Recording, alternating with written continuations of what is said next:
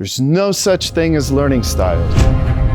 There are all these neuro myths. I want them to take away the actual real neuro research. You could go anywhere and take a human development and learning class. But my classes are focused on teaching you different things that you wouldn't always get.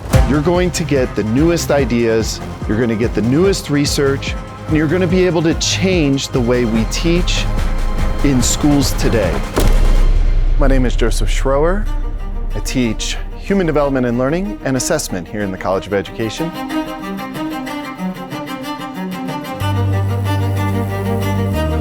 Let's talk about neuro myths. There's no such thing as learning styles. When people first started learning about the brain and how the brain learns, well, we realized that different parts of the brain specialize in different things. For example, our occipital lobe focuses on visual things, and our temporal lobes focus on our auditory learning, right? So in education, what have people done? They said, let's create a survey and we'll find out what your strengths and weaknesses are, right? Then all of a sudden, everyone in education for the past 20 years has said, you're a visual learner, you're an auditory learner, you're a kinesthetic learner. And the problem is now you as a student might be thinking, well, that's the only way I learn. Not true, not true. We all kind of learn about the same. There are some differences, of course, there's neurodiversity out there, but we're all learning the same. And if they can take that away, that's a huge thing. Yes, the brain specializes, but the brain is also enormously connected.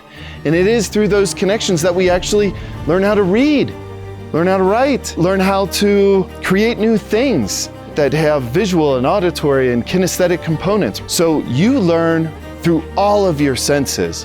We've been doing this research for 20 years now on multiple intelligences, left brain, right brain, visual learning, kinesthetic learning, all this kind of stuff. And whenever we match the learning style to the teaching style, it never increases achievement. These are one of those great neuro myths that exist in education today. And one of my passions is to kick that neuro myth right out the door and get us moving in the right direction where we can incorporate all of our brain and all of the methods for learning. The problem is if we maintain the neuro myths that have been in existence for 20, 30 years, is that we have education as it is today and that it doesn't change.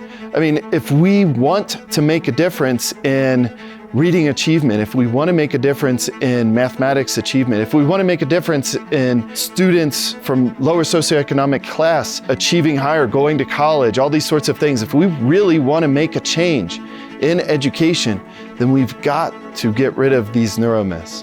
What I like to push in my class, if we're going to get rid of neuro myths, if we're going to get rid of learning styles and all that kind of stuff, okay, maybe we don't throw it totally out the window. But maybe what we do is use it to understand that children need to learn in all different styles and methods. And we can use these methods to create activities that are engaging for children. I can engage you by getting you to move and jump and run around, but I can also get you to engage in auditory things. I can get you to engage in creating visuals. So we've got to get kids to use all parts of their brain because that is how deeper learning is going to be created. It's not just a one-off, you drew a picture and then yeah, you got it. No, it's not it anymore. We're going to repeat things, we're going to draw the pictures, we're going to see how it sounds, we're going to create some sort of physical activity to go along with it. We're going to do all these things in the classroom to create deeper learning for all children, because what's good for one child can be good for the entire class. And so that's what I like to push in my classes for human development and learning.